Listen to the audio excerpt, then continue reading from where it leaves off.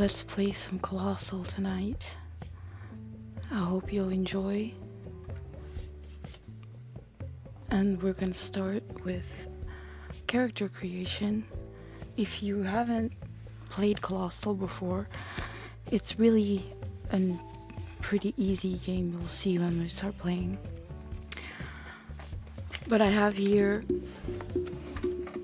the character creation sheets, which I'll have on the side because it's a little too much to have all.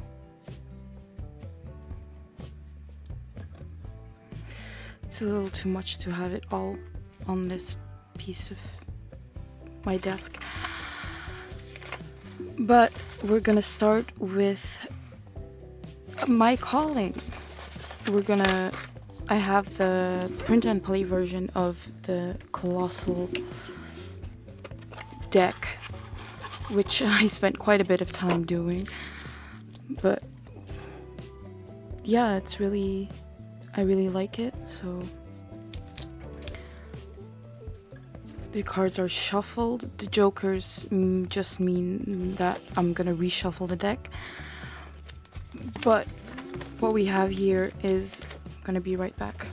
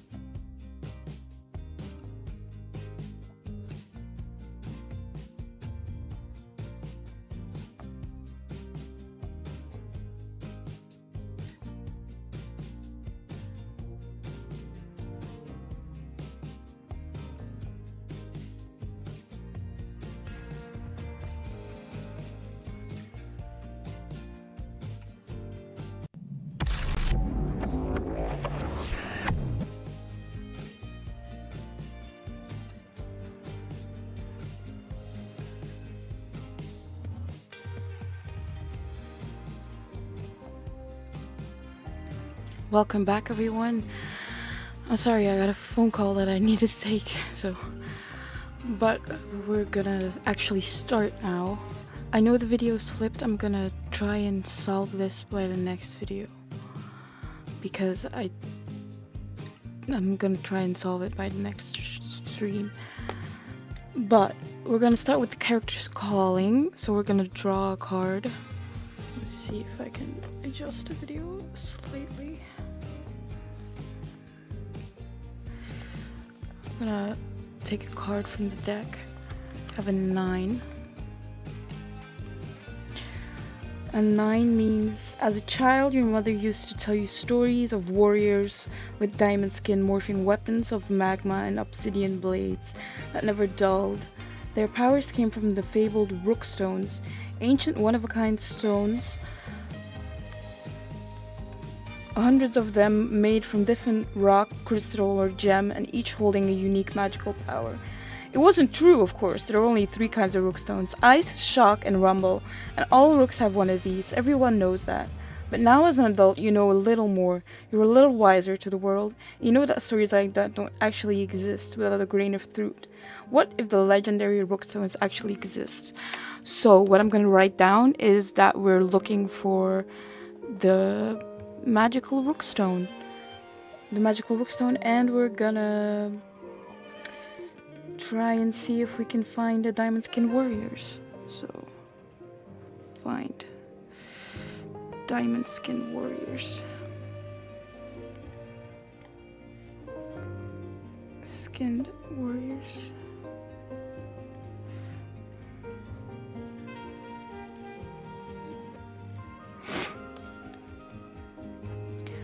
Now we're gonna do a name first. I need to have my dice because I'm using the book of random tables for a name.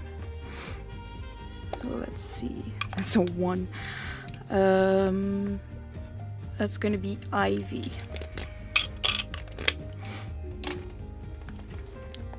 Ivy.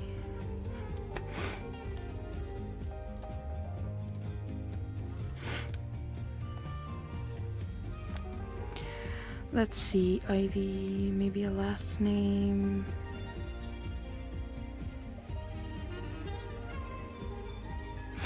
I'm looking. Ivy Perry.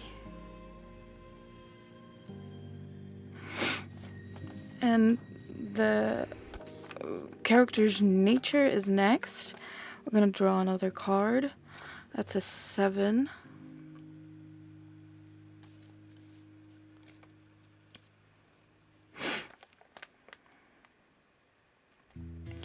And the 7 is introspective, quiet, mysterious, a person of few words.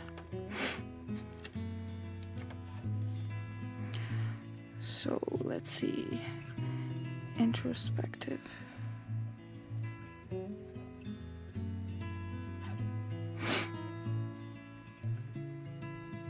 Quiet. My handwriting's too big for these little boxes.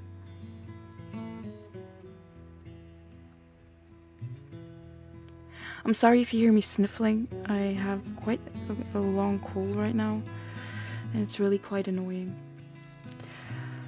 I'm gonna quickly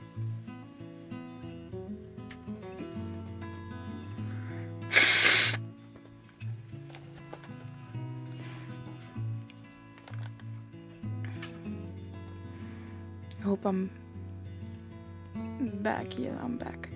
Okay. Person of few words. This is the complete opposite of my character that I'm playing by myself, which is larger than life. So, and for the characters class, we're gonna see, let's see. We have Choice of the Armed, which has an exploration score, and the exploration score of 3, which means that in the exploration phase we can take 3 cards. And a combat score of 4. The Armed has a beautiful drawing. It basically means that they have a arm of a rook. that they have attached. It can be anything like um,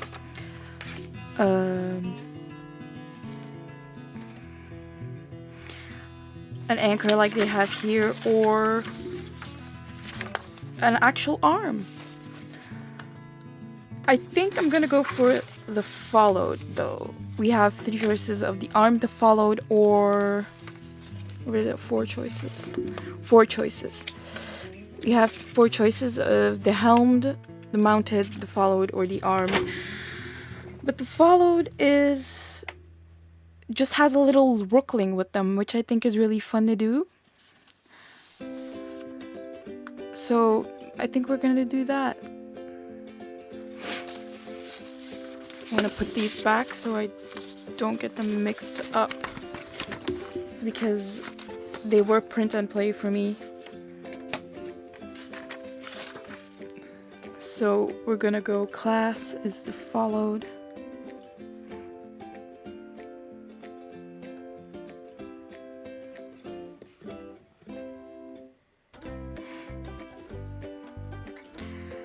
And we have an exploration score of 5, so I'm gonna put a little dot here because we can lose exploration score if we get wounded, but this is the reset basically. And the combat score is 3, and now we're gonna color that in.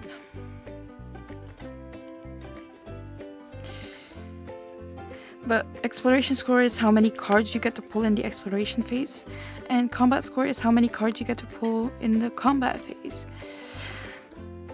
I'm gonna explain that more when we actually get to playing, because I'm not good at explaining rules during like reading the rules out loud. I think it's better if we have the explanation while we're doing it. So we're gonna see what. So we have a little rookling with us. We're gonna see. I think some of the questions we have is, what is does the village of the clan hate the rooks, and why did you have to keep your bond with the rookling secret? And did you have to keep the bond with your rookling secret? I think that the village won't hate the rooks, just because they were protectors instead of harmers. So, protective rooks.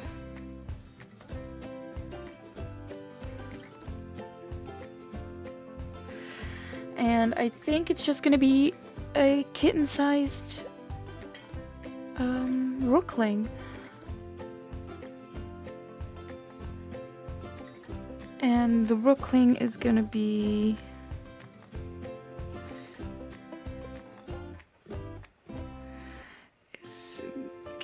kitten-sized. Rookling is kitten-sized. And has ice magic.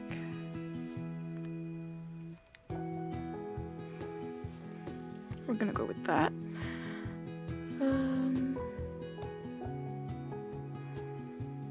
The rookling isn't someone that killed. Oh, the rookling isn't the core of a rook that kills someone close to me, or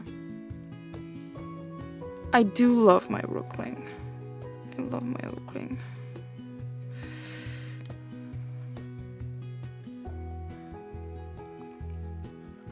Because one of the questions is your bond with your rookling a reluctant one? Does it follow, but do you wish it didn't?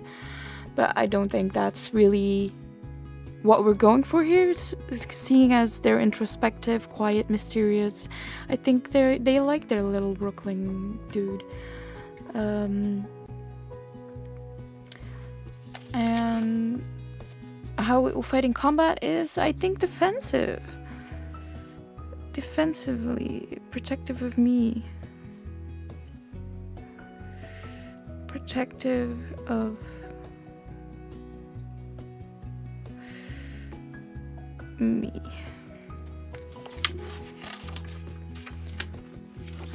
So we have that. Now it's time to, I think, choose a weapon. This is only the second time I've played it, so excuse me for rifling through the papers a little bit. Let's see. Inventory. What kind of weapon? I think I'm gonna go with a sword. Just a classic sword. And maybe a crossbow as well to have that range advantage. And right now we don't have any treasures. I think we're ready to start. So the exploration rules, like I said, I'm gonna explain that while we're doing it. But so for the exploration phase, we're gonna draw 5 cards from the deck and see what they say. On this handy little chart, we can see red cards are organic things, people and creatures, and black cards are scenic things, structures and objects.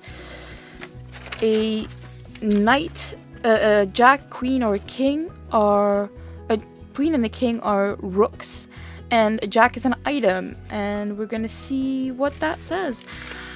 Tonight we're only playing with the basic rules of Colossal, not the any of the expansions, but I am planning on doing that one day. So we're gonna draw 1, 2, 3, 4, and 5 cards. So that's a 4 of hearts. Someone needs you to find something. So I'm gonna take these cards and we're gonna flip to the next page. I'm gonna flatten that out a bit. So 4 of, what did I say? 4 of hearts. Someone needs you to find something. Find something.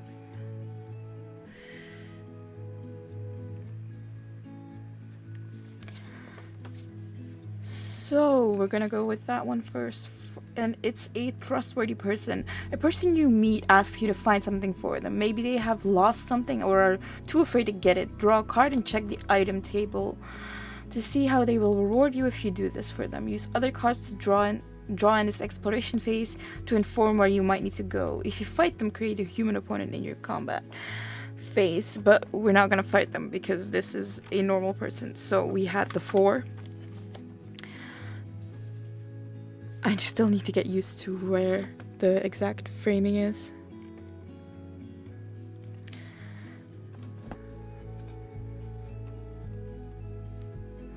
I think that's maybe better. I'm gonna draw another card that for the item table, and a 2 is they lost some supplies. They lost supplies.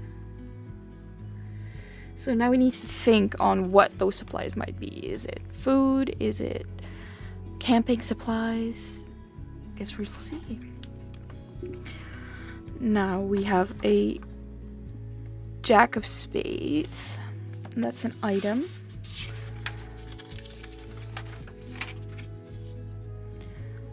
So we need to draw another card to see what the item is going to be. So Jack of Spades. Excuse my awful spade here. I'm not that good at drawing at all. So, ooh, it's a vehicle. So it's an item. And the 6 is a vehicle. It's going to be an interesting... So we get a vehicle. That's going to be interesting. Now a 9 is a massive skeleton. A 9 of diamonds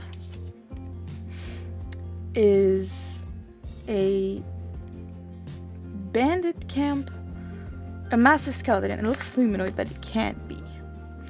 So a 9 of diamonds again, excuse my awful drawing.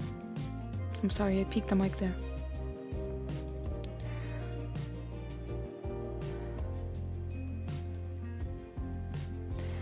I'm just adjusting something on my computer, I'm sorry.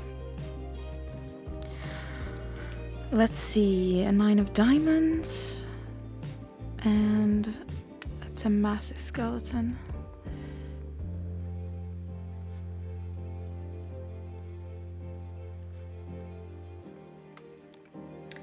And it is a abandoned camp.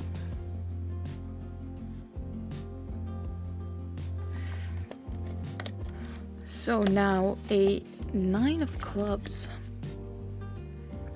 is the next one. A 9 of clubs is a clue to the next step on your quest. So we're looking for the diamond skin people. So we're gonna think on what that might entail.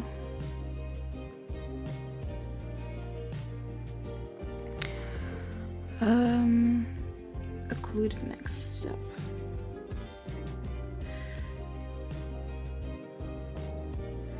And we're lucky we didn't really, well, we're lucky and we're not lucky because I can't explain the combat phase right now because I didn't get any combat.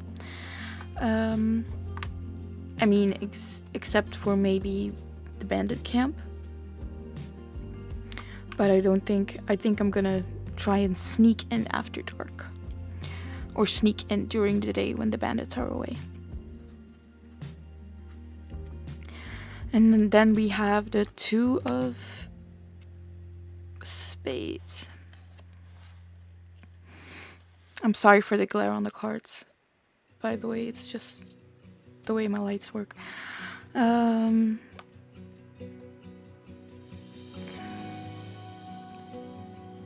that's a door. A locked or intact door.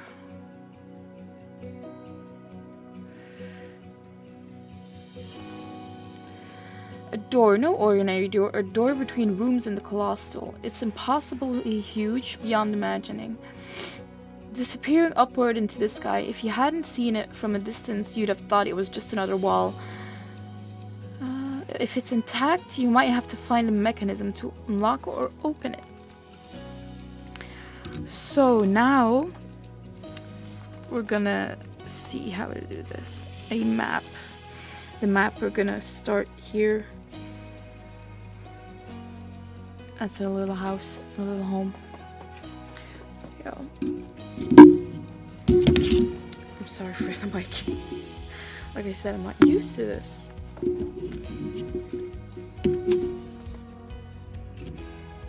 As you can see, a little house.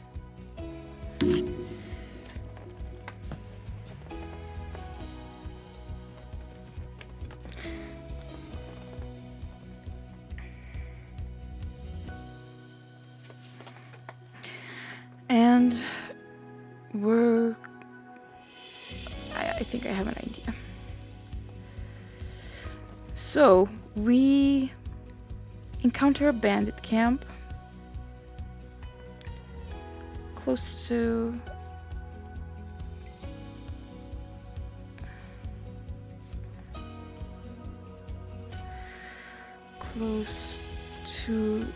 the village. Maybe a day's walk.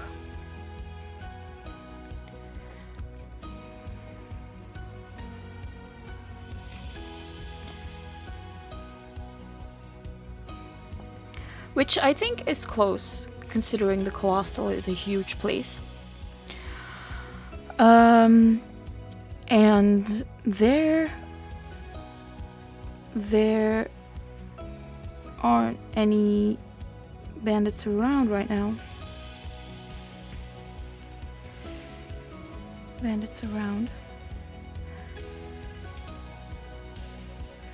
If I don't write this down, by the way, I'm gonna forget and then I'm gonna have continuity errors, and my perfectionist brain can't take that, so we're gonna do it that way.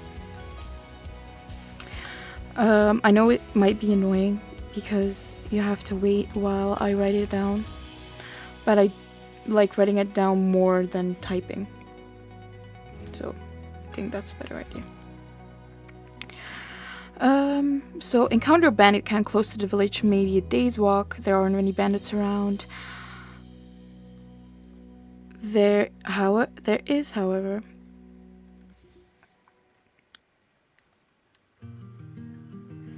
a massive skeleton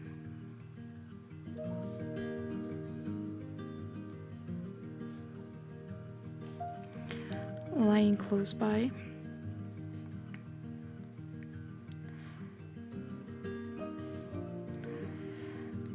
And a person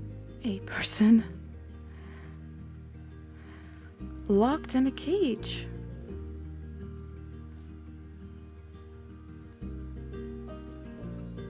And this is basically the gameplay loop of Colossal, where you make a story with the prompts you get. So I just realized maybe that's better. So let's see. Locked in a cage. They spot me. And seeing as there's no one around. There's no one else. No one else around.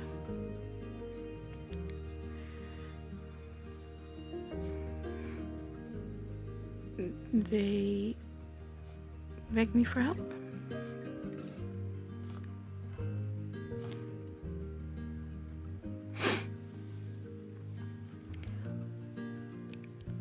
I lockpick. I don't know where I got a lockpick from, but I did. In my backpack, maybe. My supplies. I lockpick the cage. And they say their supplies were taken by the bandits, or not their supplies, their cart was taken by the bandits a few days ago. Days walk away, maybe.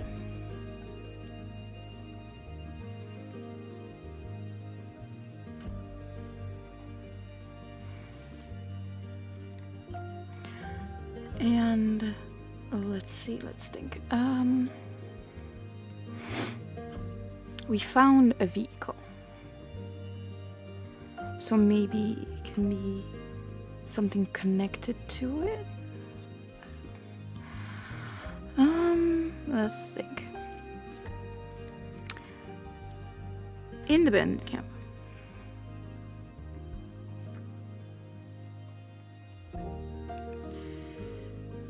No. They say if I retrieve it,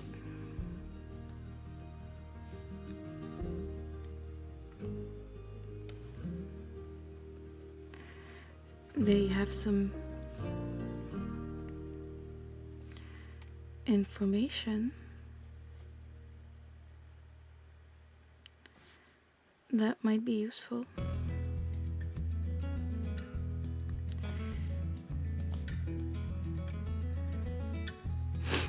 All they need is a ride.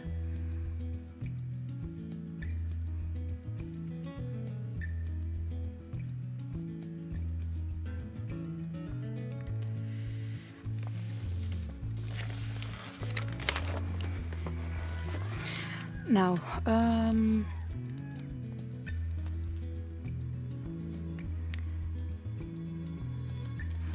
excuse me, I need to blow my nose.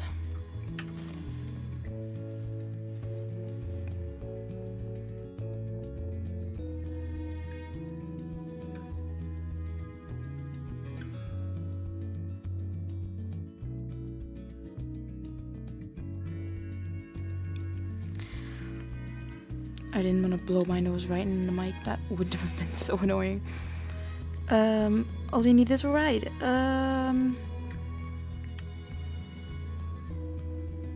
Which I don't have.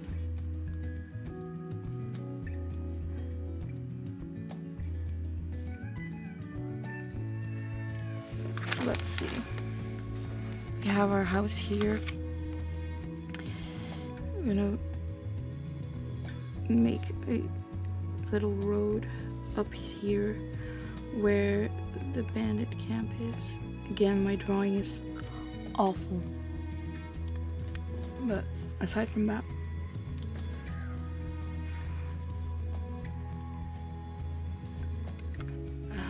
and there's a skeleton here.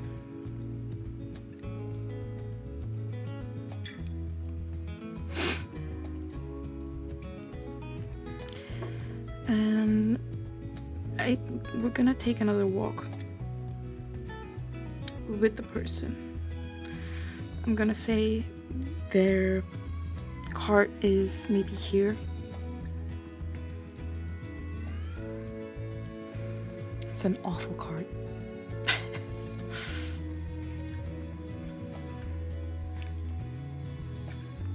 So the cart's here, and we are going the opposite direction. Why? I don't know, but we're doing it.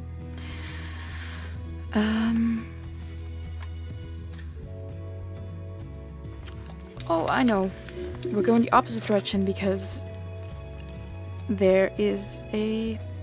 So all I need is a ride, which I don't have, but I know of a place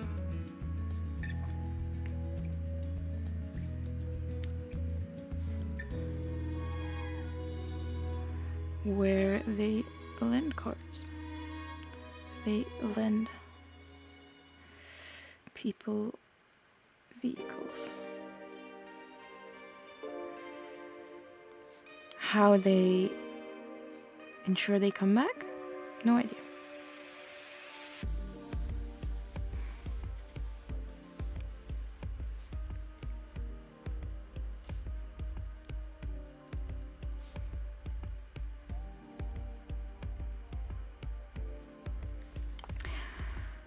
So this is basically the journal of the character.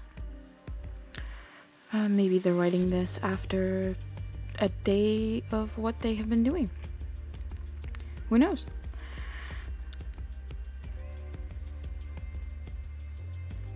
So the little, I guess, car lot is here.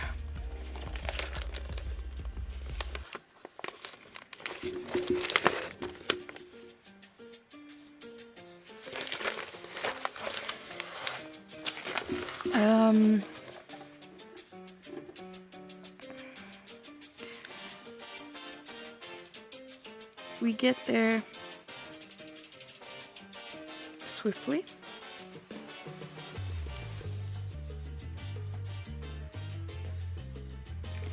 And rent and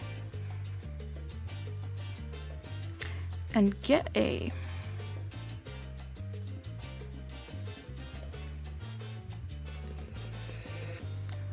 little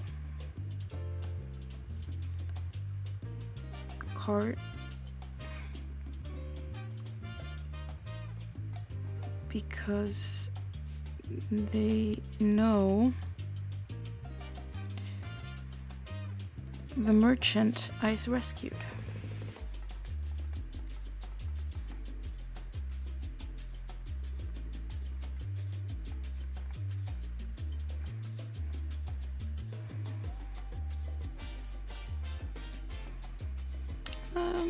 Yeah. And when we get, so we go from here all the way to the dude's cart.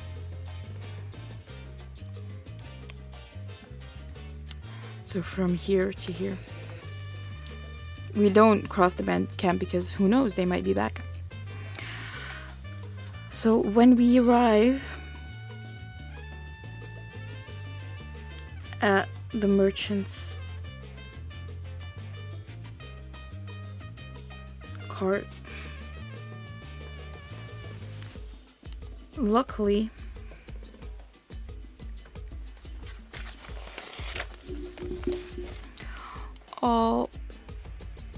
almost everything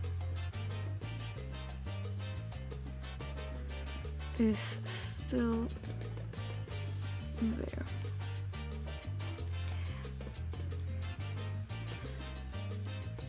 And to my surprise,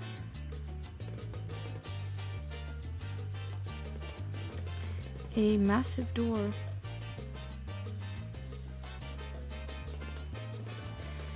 is positioned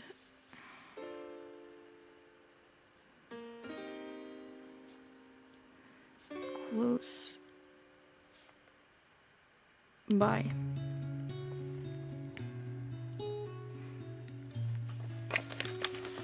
So I'm gonna draw a door here.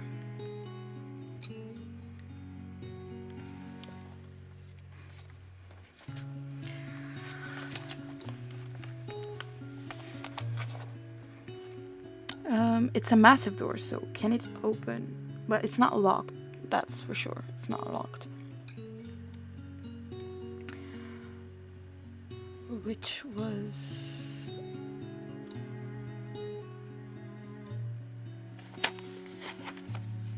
where did I... oh, here.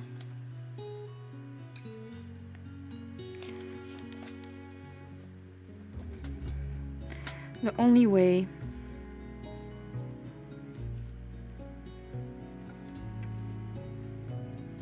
through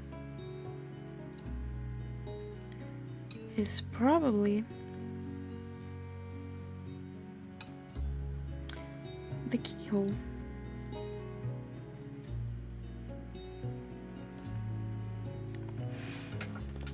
So we're gonna put 2 here. This is entry 1, and this is gonna be entry 2. So 1. And now we're on to the next exploration phase.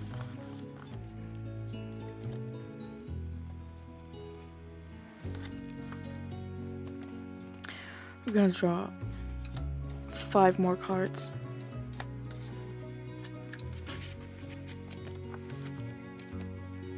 That's 5. We found a city.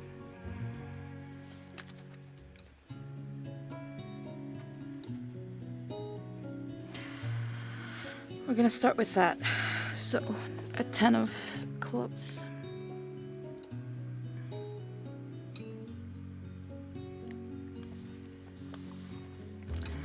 Ten of clubs is a abandoned city.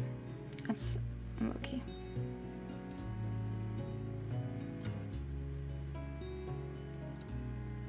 You come across the city, a huge settlement unlike anything you've ever seen before.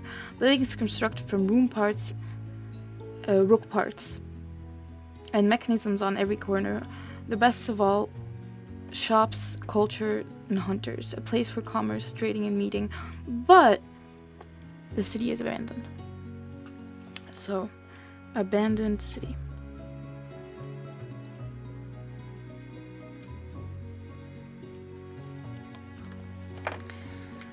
And we have another item.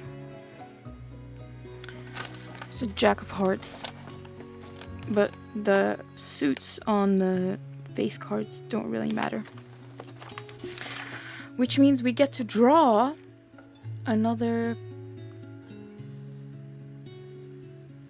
card.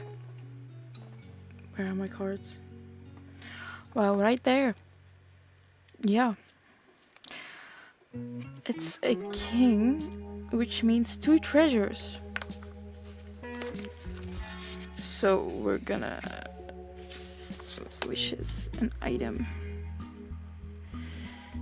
And we drew a king, which is 2 treasures. So we're gonna need to think on what those true treasures are. If I can speak. And then we have a 7 of spades. Which is a cave entrance. A flat and easy navigable cave entrance. So, 7 of spades. Easily navigable.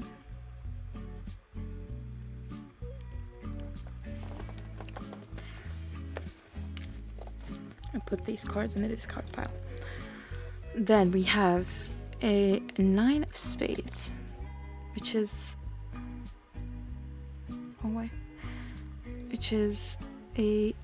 another calling card, and it's something you were looking for. I'm gonna have to think on what that is. Something you were looking for.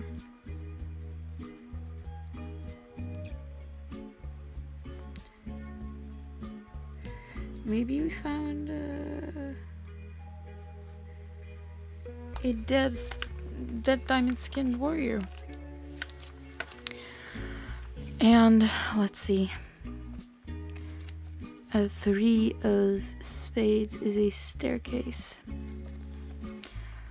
And an intact staircase. And a staircase leading to another floor. Wow. Blech. Another floor in the Colostle, massive and a quest in itself to climb. It vanishes into the mist and clouds. Each step is the height of a small house. Who could have possibly built this?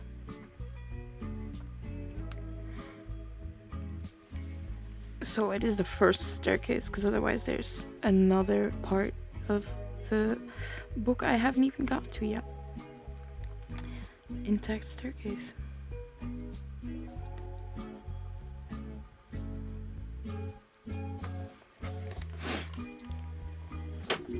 As I drop to the floor on like this, the other side of the door. Yes, we're skipping past how I got through it because I'm not that good. I'm not that great at stories. Well, I am, but not that way. And let's see, as I drop to the floor on the other side of the door, I marvel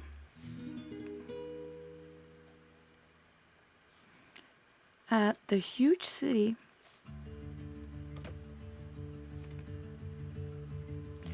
in front of me.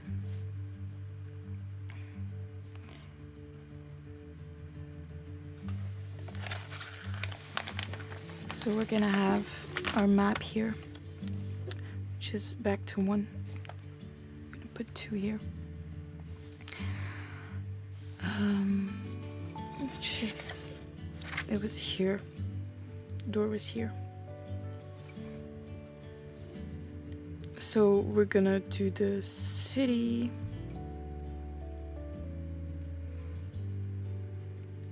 here. This is really a bad angle. I'm gonna have to look how to do this next time because I would find this really annoying.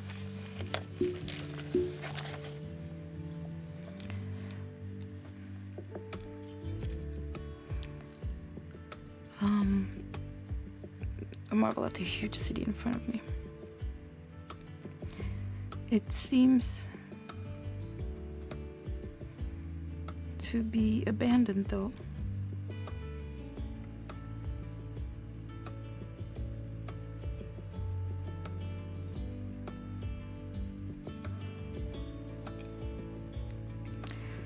As I can't see any sign of life.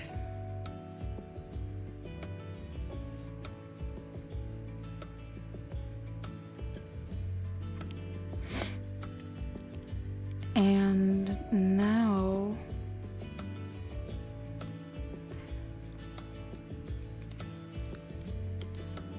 next to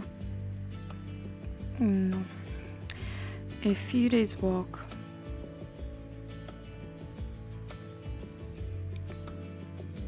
later,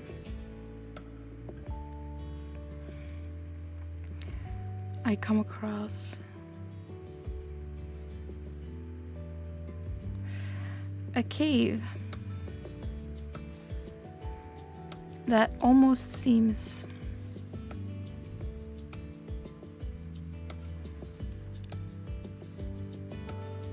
human-made.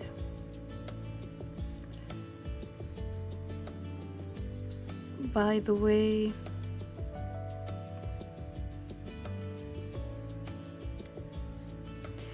it is so easy to enter.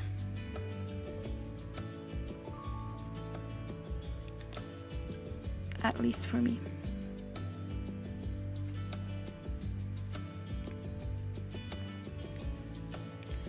My rookling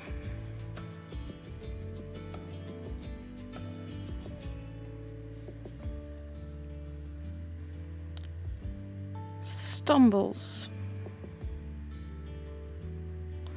suddenly, and let's think.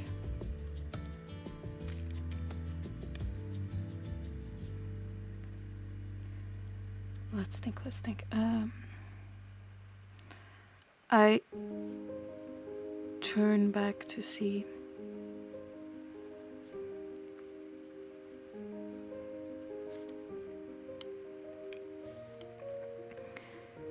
a corpse covered in diamond skin. It was that, right?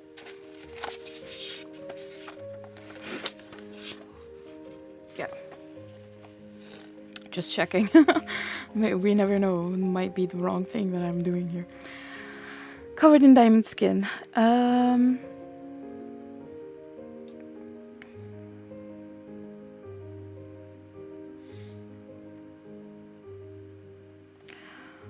On their person, I find a watch and a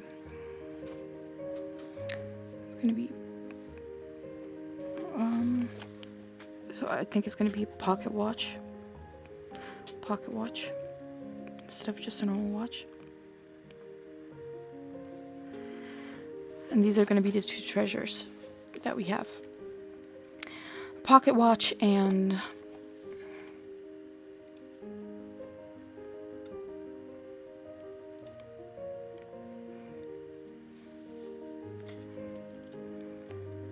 a, let's see.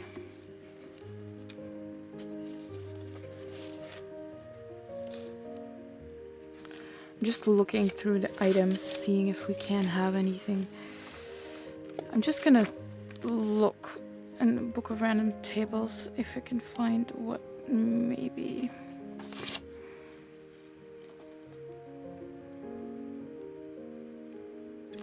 could be something interesting. And a book and a journal recording a map of the Roomlands.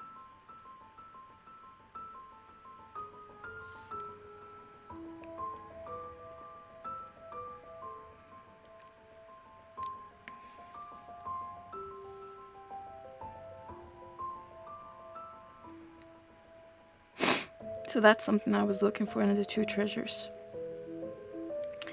After camping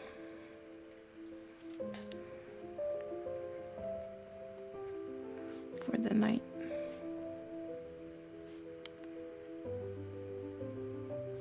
I set out and find a staircase.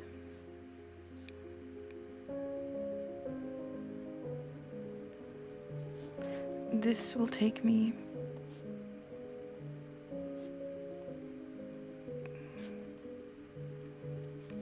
probably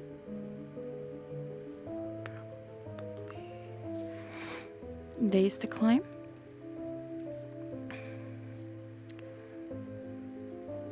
As the steps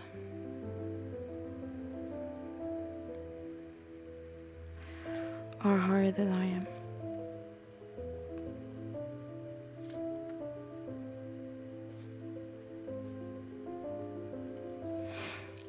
And now we're gonna switch over to RUNE instead of playing Colossal.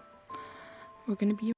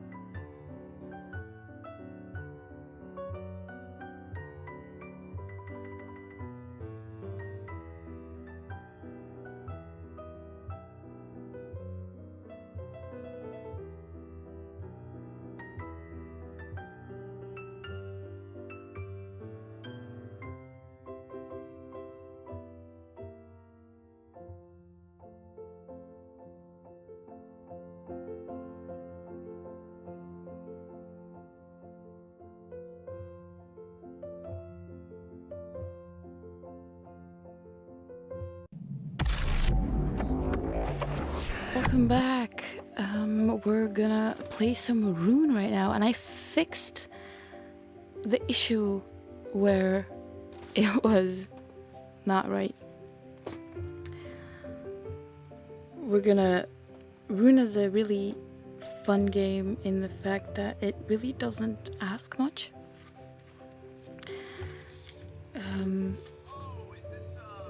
Oh, sorry. Just kidding.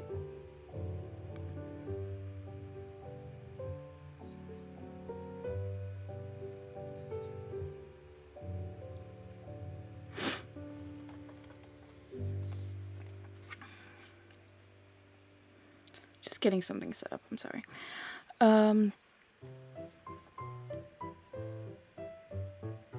If I can actually mute that, that would be great.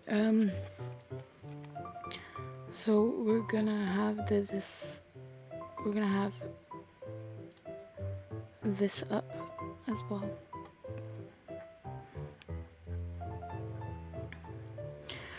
So this is a Souls-like game, which means we're gonna get our ass handed to us.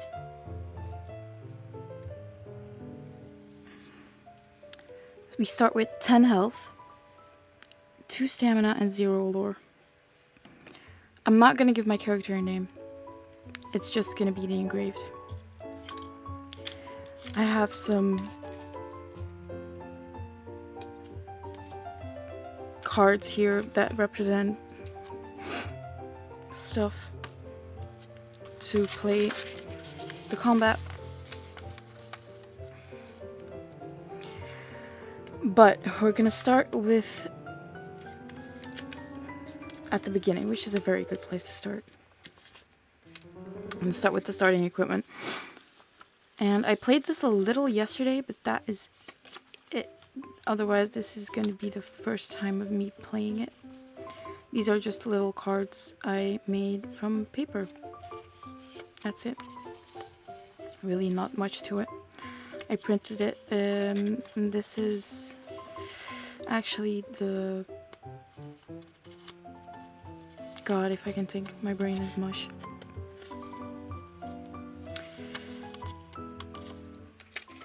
This is a supplement of the game.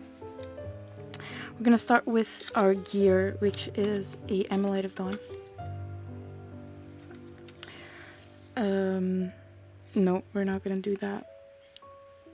I am gonna start with 2 extra health, which is my rune. So I'm gonna write that down as Fate's Foe. Which means we start with 12 health instead of 10.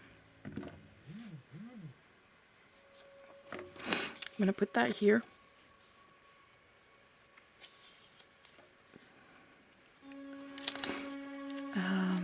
These are all runes normally, because I had them ordered.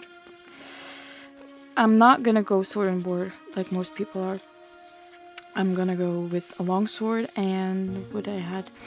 This is how I did it yesterday. A long sword and... if I can find it.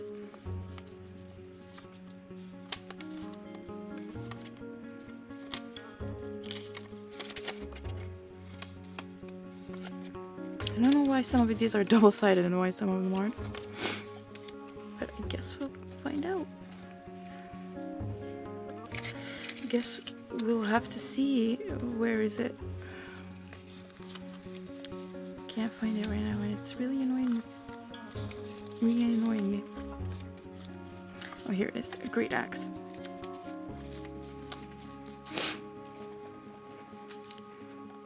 A great axe and a long sword.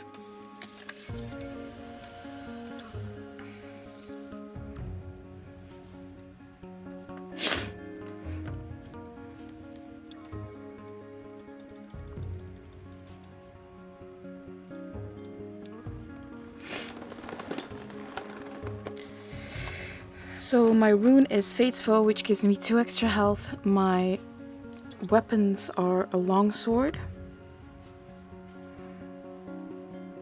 which has the range of same and adjacent.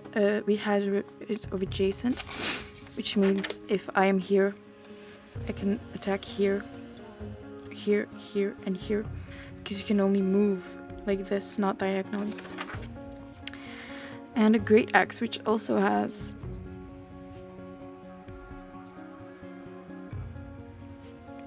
a range of adjacent and deals 1 harm to enemies adjacent to the target. And I have to excuse me doing this for a second.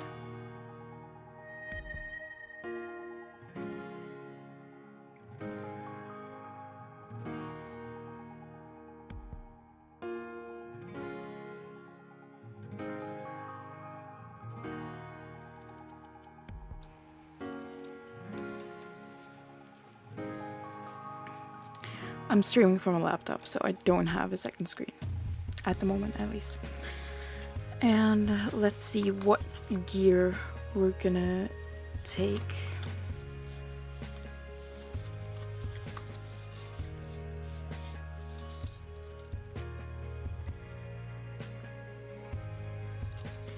I think we're gonna take this one, which is Amulet of Dawn, which is a pair which you get when you get a pair of dice values.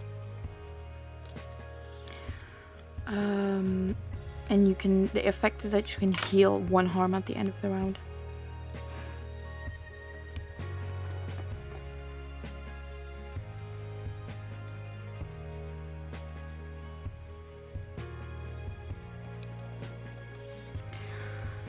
So we're gonna do maybe this way.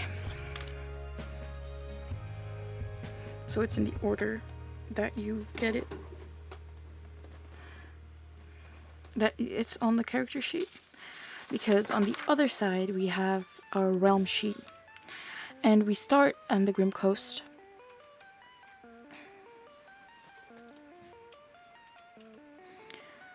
which is skip that. So, icy wind blows your grave-marked skin. A heavy weight hangs in the air of the Grim Coast, atop a cliff in the distance. A singular keep stands above a desolate land, carved a sigil into the ground. You prepare yourself. So this is the map of the Grim Coast, and you go from point to point, and you don't explore as much as you do. So we start in the daytime, and the clock goes 1 part at a time, and when you get to a full clock, you change from day to night, which changes some things in the clock. No, it changes some things not in the clock, in the points where you get. Sometimes there's different things, but you mark the realm clock when you move between points or when you complete an action at a point, which is anything. And we're not gonna read this yet because we haven't died yet. So that's good. So we're gonna move from 1.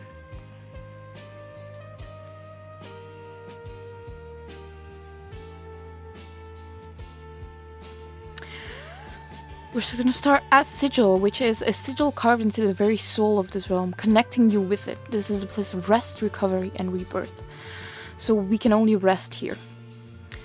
So we start here, which is a good thing, I think. We start here, and we're gonna go to 2, I think. We're gonna go to 2. The village of Tyresh. Clearly abandoned, though there are some signs of recent visitors. This place is quiet as a grave. And we're gonna search, which we get a healing vial, which I have here. I have some cards here.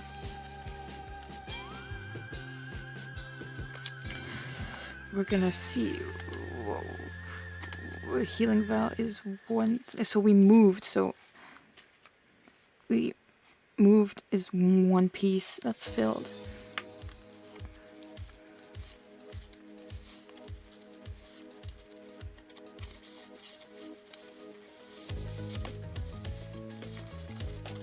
Can't find it in here, so we're gonna look in the consumables thing.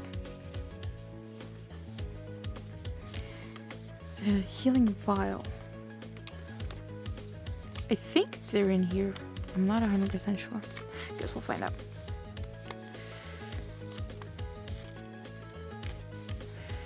Here we go, healing vial.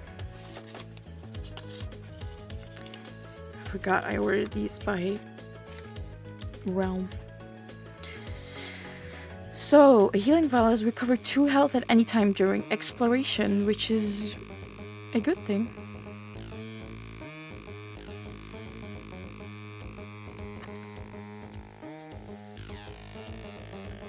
So, realm and items. So, realm items is a healing vial.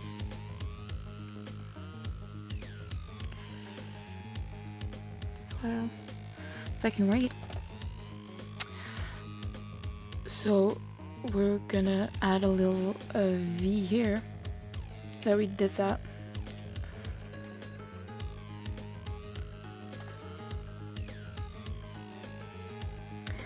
And so that is one action. That takes one time. So we're halfway through the day. And now we're gonna learn too. We're gonna learn too. Which increases our lore to 1. Which gives us things to do in other places. So our lore is 1.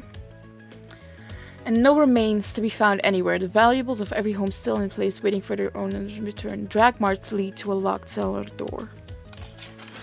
That's kind of creepy. So that's 1 for moving, 1 for the search, and 1 for the learn. And now we're gonna go to 5. We're gonna go to 5. I have to first do this so it stops.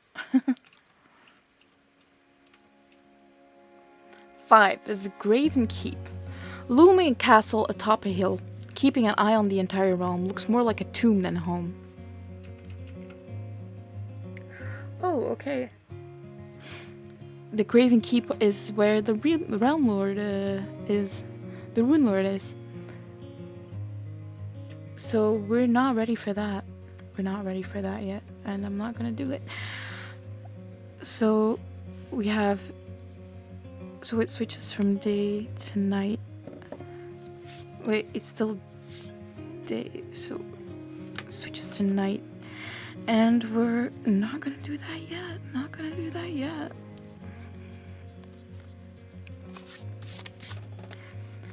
So we're gonna go to 4. Which is the boathouse, a solitary structure along a craggy coast. Candlelit glows. From the interior, a boat is chained to the shoreline, and we moved, so we have 1. And we're gonna have a fight. And as you can see here, zoom in a little.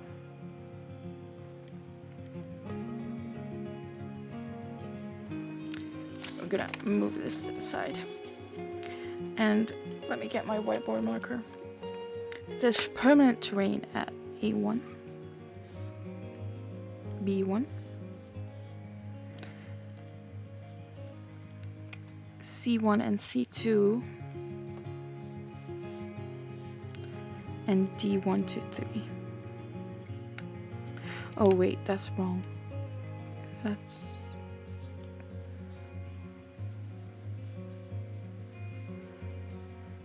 If anyone is wondering how I did this, this is literally just a kind of cardboard thing. A little cardstock in a pocket sleeve. That's it. And D1, 2, 3 is permanent terrain, so we can't go there.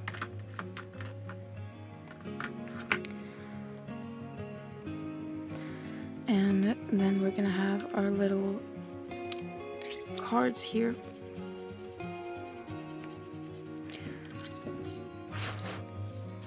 And it's gonna be a zealot we're gonna face, which is at A2.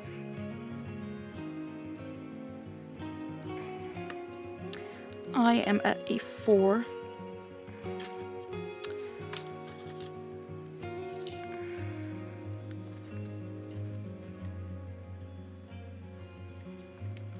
We're gonna have mercenary 1.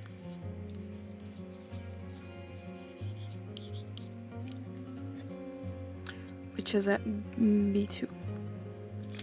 And mercenary 2.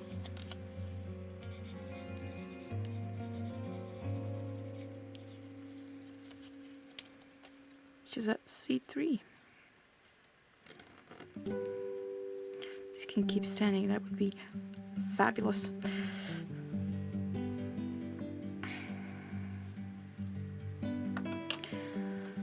So what I'm gonna do is I'm gonna have the, can we see that?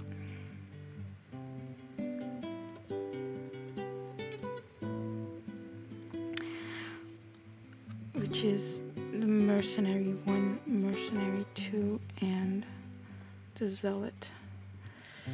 We're gonna do that.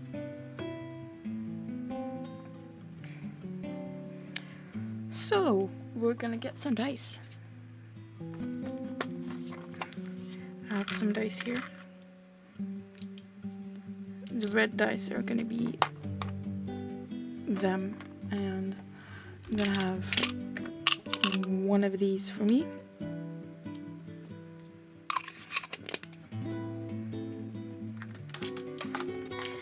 And another red one for me. Because the enemy get 1, I get 2 for each of my weapons. Can you actually see that? I don't know. Oh well, we're gonna get the mercenary gets a 3. Mercenary 1 gets a 3. Mercenary 2 gets 2. I'm gonna get out the thing, their cards, so we can actually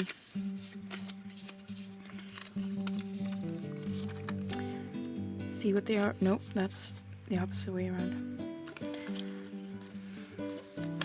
And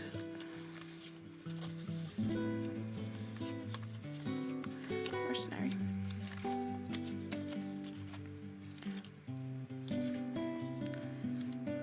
So mercenary has 4 health, and a zealot has 3 health. And what does the zealot get? A 5.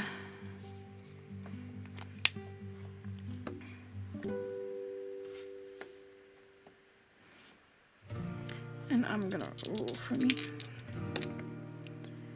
It's a 3 and a 1, which is not great. Not great. A 3 and a 1. Let's see what we're gonna do with that. Well, a 1 doesn't mean anything, and a 3 is or. So I'm gonna have to use my longsword with the engraved is me.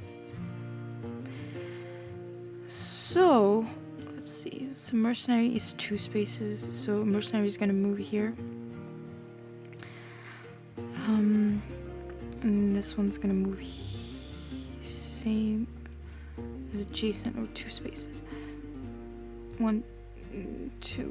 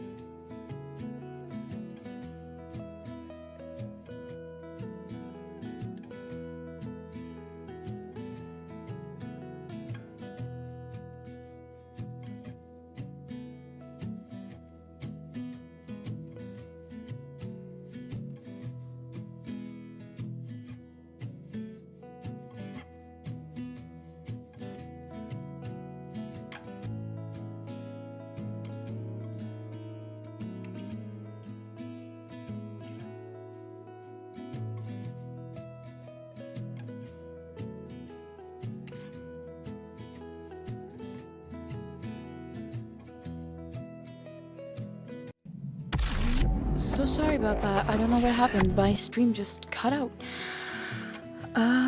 So where were we? We moved these two, and the Zealot had a 5.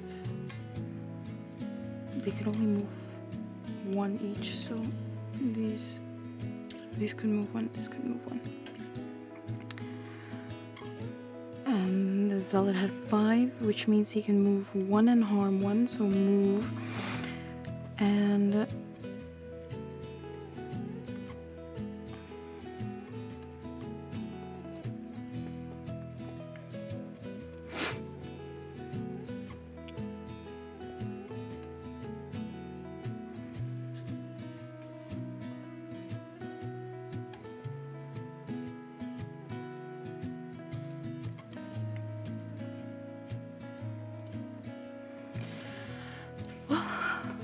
a little bit of technical difficulties. I'm so sorry about that.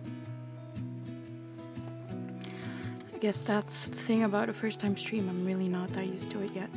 I got a 3 and a 1, which meant I could do nothing, really. I can move 1 and harm 2, but I'm gonna stay where I am. And which one is this? The Zealot. I'm gonna attack the Zealot, which means it has 1 health left.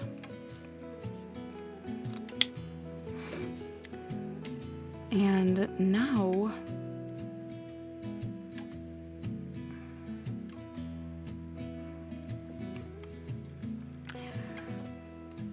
the mercenary can harm me because it's 2 spaces, 1, 2, which means that, and it had a 2, which means in harm 1, so my health is 12.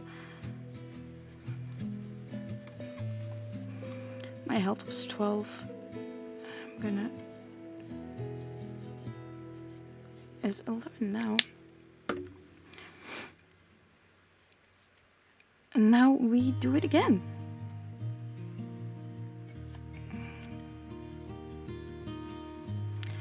So the first mercenary rolls a 1. The second mercenary rolls a 3. And the Zealot rolls a 3.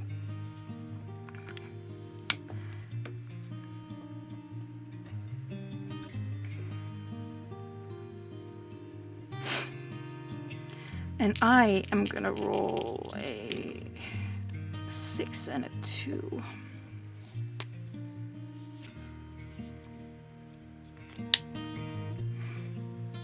A 6 and a 2. So what's gonna happen is the first mercenary is this one, is move 1, harm 1, so move 1, and this one's gonna stay where it is. Excuse me. So, and the Zealot is gonna move, can move 3, is gonna move into my space because then it does double damage. And I am gonna do 6 with my great axe, which means I get, move this down a little bit because I can tell it's just out of frame. I'm gonna do 6 with my great axe and 2 with my longsword. So I'm gonna do harm 1 with the Zealot, but it's 2 because it's on my space, which means it's dead. So the Zealot is dead.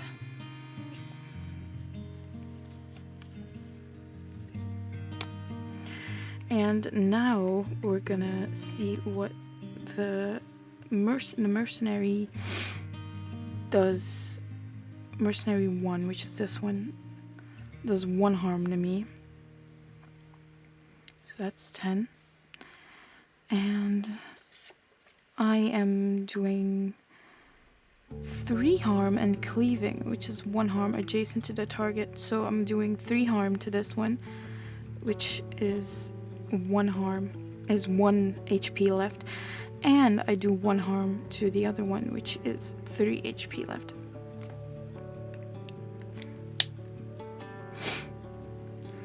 So now we do it again. Well, that's 6 for the mercenary. A 6 for the mercenary, 1 and a 2 for the mercenary 2. And now, let's see, what's the mercenary gonna do? It's not gonna move because it's mercenary 1 can harm 3, so it's gonna do 3 harm to me. And this one is not gonna move because it's also, well, actually this one's gonna move into an adjacent space. There can be 2 figures in one space, only 2. And let's see what I'm gonna do, or I can do. Ooh, a 2 and a 1, which is really not much. I'm gonna use my longsword, which is harm 1. So mercenary 1 is dead.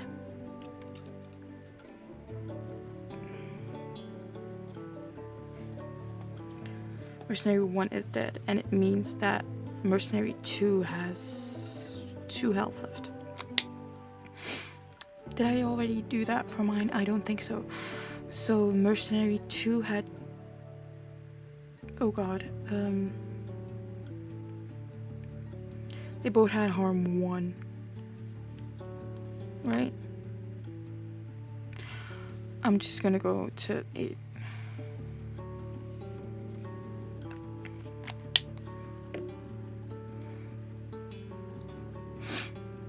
And now mercenary 2 gets another 2.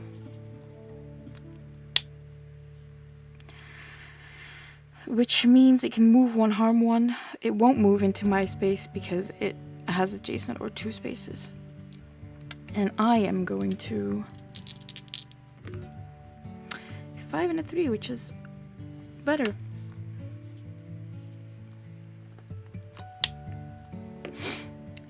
A 5 and a 3. I'm gonna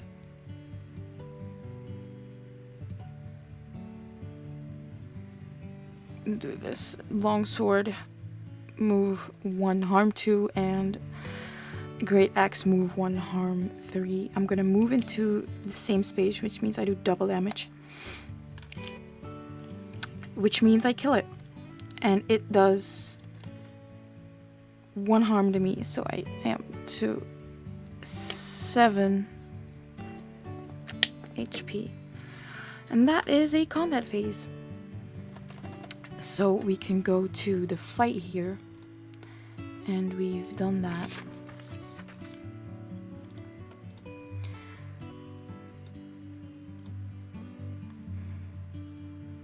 And now, so that took, I'm gonna erase this later. No, I'm gonna do it now. Maybe I have to get a tissue or something instead of doing this with my fingers, because my fingers are getting disgusting.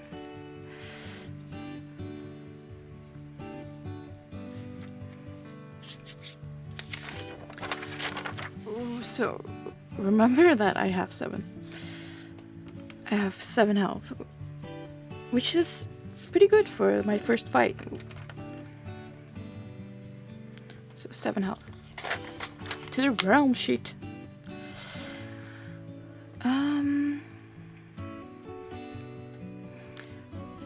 Which is 1, so it's still night. I am doing this right. Oh no. I did it wrong. Oh well.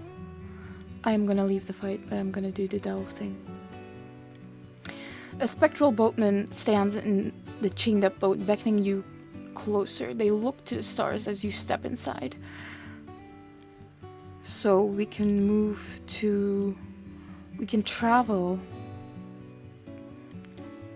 here, between here and here during the night, but it must be night. And if we have the star charts, we don't have. If you have the star charts, we may travel during the day too. So We are at 4, right? Yeah, we are at 4. No, it shouldn't have been a fight since it was night. That's actually the problem. I did a fight which I didn't need to do. But I'm gonna leave the fight because I did it. So if we come back during the day and I haven't died, we can do it again. We don't have to do it again. So delve, we did that, which is one tick. So we're gonna travel to 6. See if we can get anything.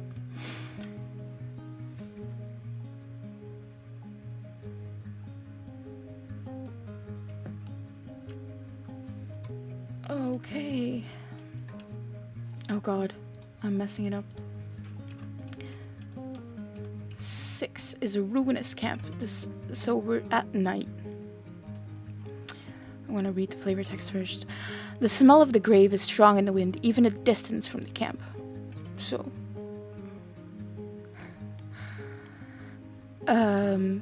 this is a gravesite, I think. We moved, which means we're going to day. We can remove this.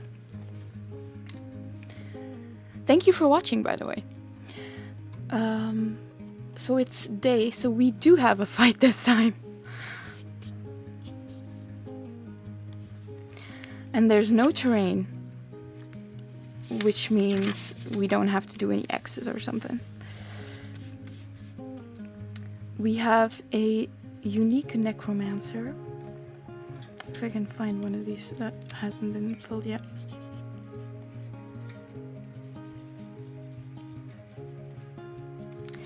It says B2. I am at C4. We're gonna have to erase some of these. I only have 6 of them, so. Skeleton. I have a skeleton 2 here from a previous game I did. So skeleton 1, skeleton 2, A1. Oh.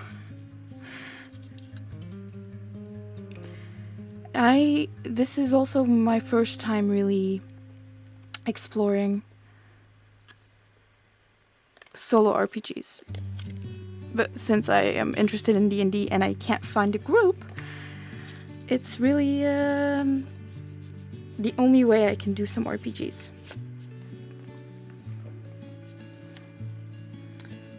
Skeleton 3.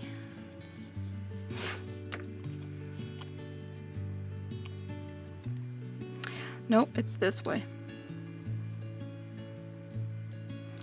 So we're gonna have to find the mercenary can go. I have to find the skeleton and the necromancer.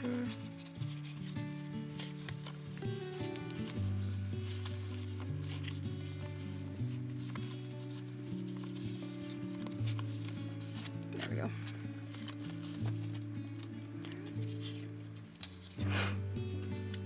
I am sorry for the sniffling of my, I said it before, but I don't know if you were here. I'm sorry for my nose sniffles. I'm gonna quickly blow my nose before we continue.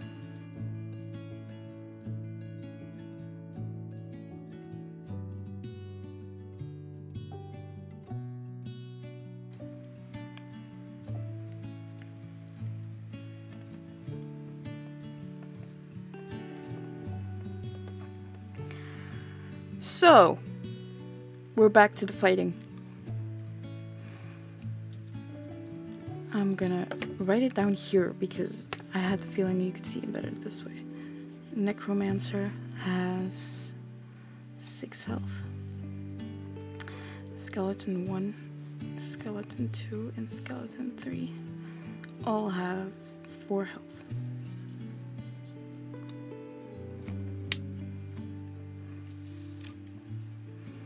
And I still have 7 health.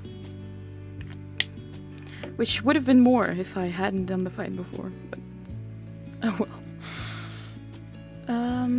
I started at C4, so that's correct. So let's start the fight.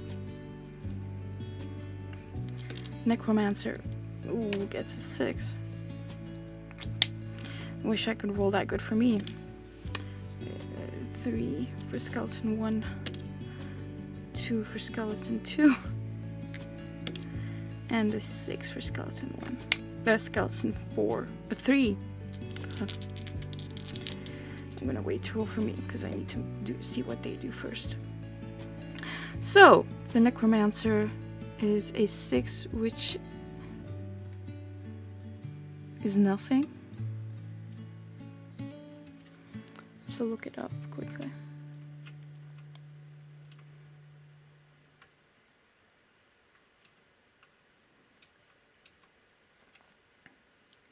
For Necrodancer.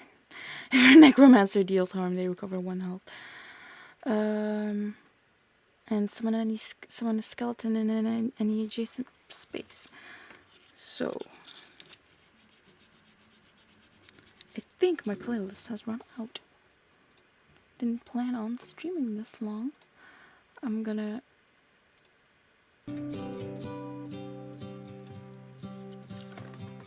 quit after this fight, I think. Because my throat is starting to hurt. So that's skeleton 4.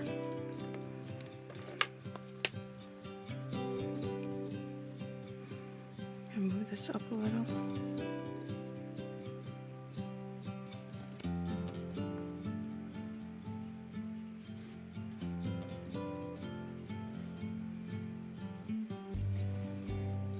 That was a 6, 8, 3, 8, 2, and a 6.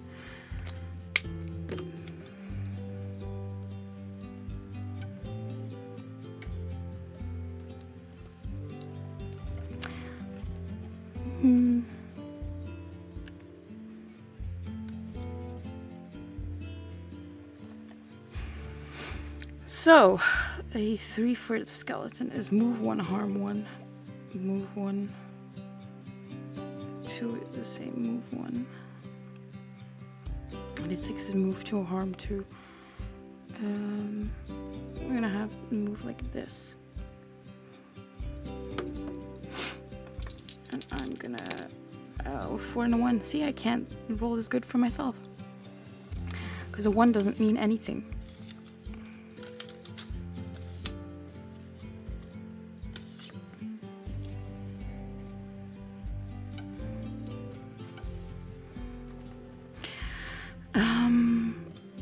One doesn't mean anything for me. And a 4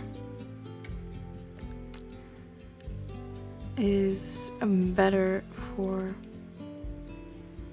the Great Axe. I'm gonna move here and here, which means I deal harm to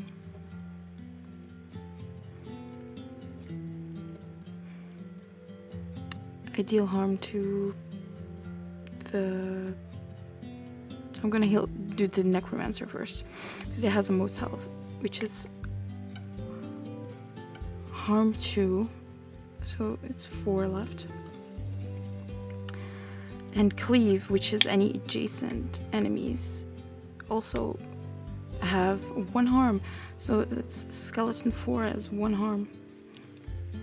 Nope, is 3 health left.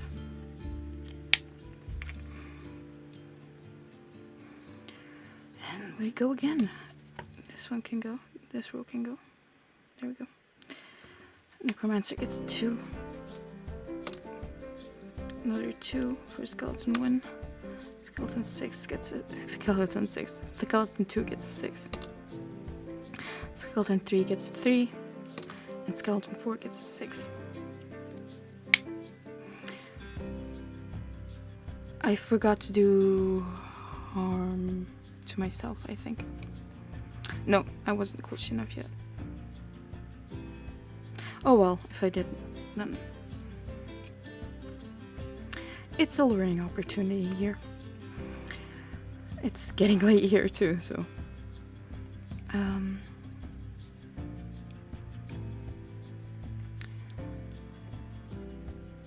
let's see. Wow, it's like my brain is rebooting. So okay, Necromancer gets a 2, which is harm 1. So I'm gonna do 1. No, I'm not gonna do that. Skeleton 2, skeleton 1 as a 2, which means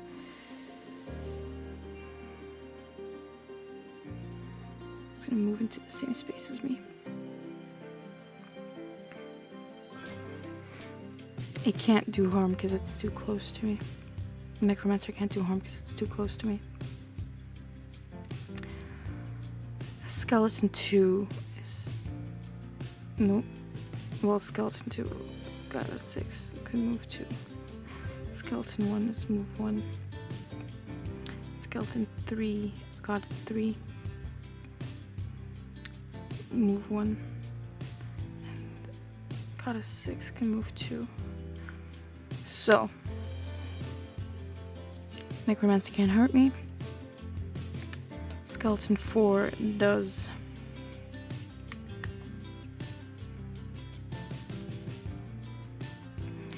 Let's see what I do first. 6 and a 4. Which is, I'm gonna do 2 harm with my longsword and 3 harm and a cleave with my great axe. So that's this one. 2. Which one is this? Skeleton 2. Skeleton 2 is dead, but does 2 harm to me. That's a 5.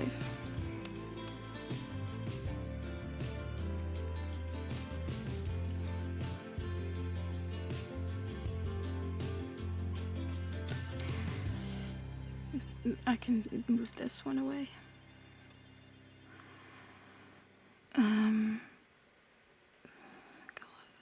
4 does 2 harm is 3.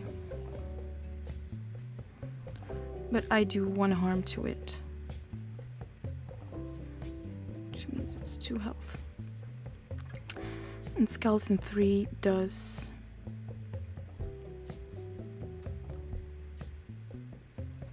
can move 2, which means it harms me for 1.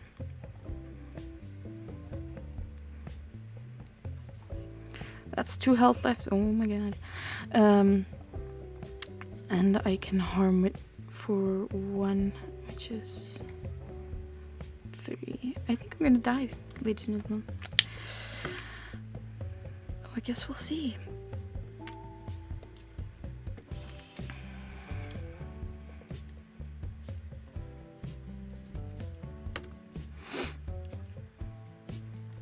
A2, which is for the Necromancer. A6. 6. A6.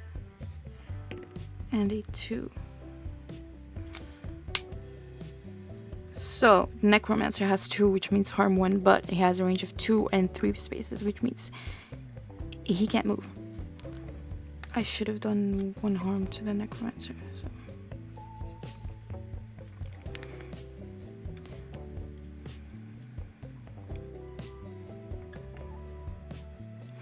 Yeah, it's looking bad. It's looking like I'm gonna die.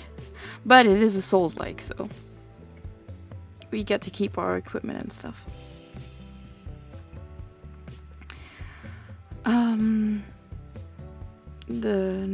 The first skeleton is this one. I can't see it. I should write it on both sides. Gets a 6, which means move 2. Skeleton 4 get a 2, which means it can move 1, harm 1, so it's gonna move into my space. And skeleton 3 got a 6, which means it can move 2, but it's gonna stay in the same place.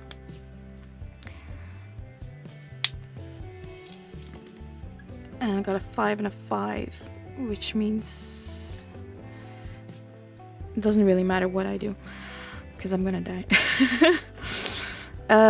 Because this skeleton that had a 6 harms 2, so I'm dead. But I take out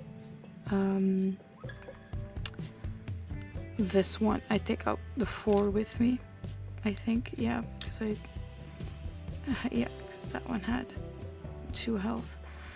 And this one gets 2. Necromancer drops 2, and this first skeleton still has a 4. But it's 0 health. So we didn't get to fight, and I died once. Which means next time we start back at number 1.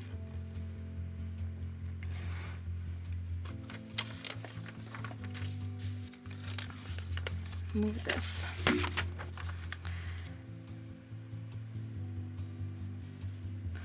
So we did a fight. And this.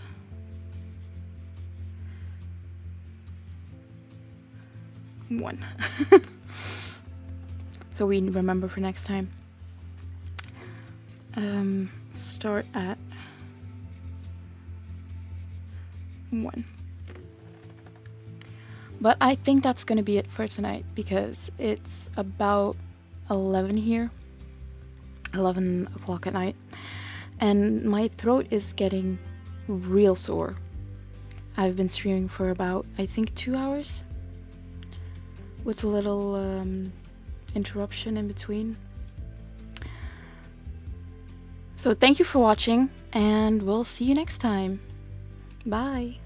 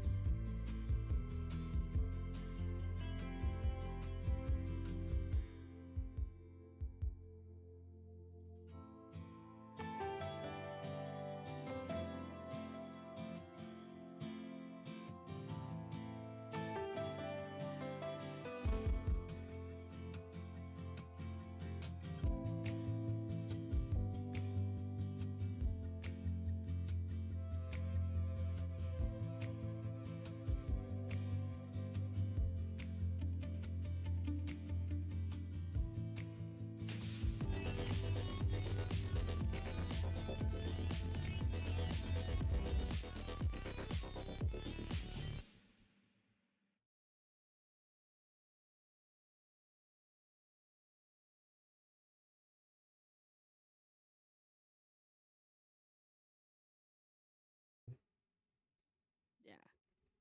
Carrie will turn around and open up the windows just because need to air some of the shit out. Okay. You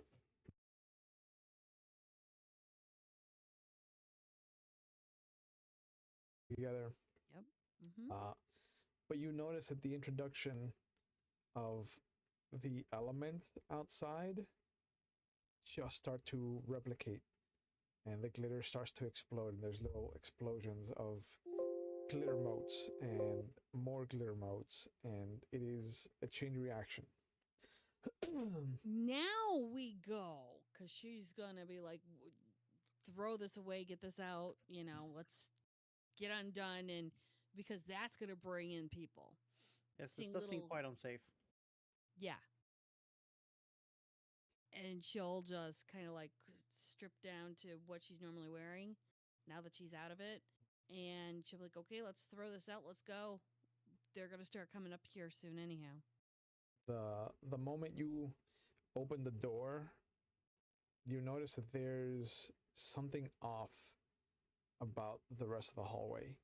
The school looks dilapidated. The fuck? You guys see that, right? Yeah. Unfortunately. Are the lights Does on? this Like, is look- it still just older? What version of No, what? the lights are Some- off, actually. Like, the, with the doors closed to the classrooms, it looks haunted and eerie.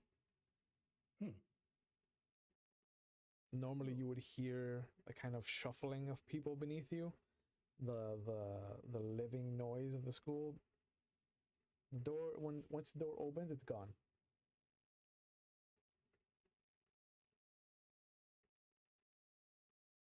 She's going to run down the stairs to see if there's anything on the second floor or the ground floor. You go down, you go to the doors to the stairways, and it's rusted. It takes a bit of force to get you to open the doors. And there's this screeching noise the moment that you push it off of the cradle, and it'll reverberate all the way back to the room. Like, the room looks how it looked like when you came in.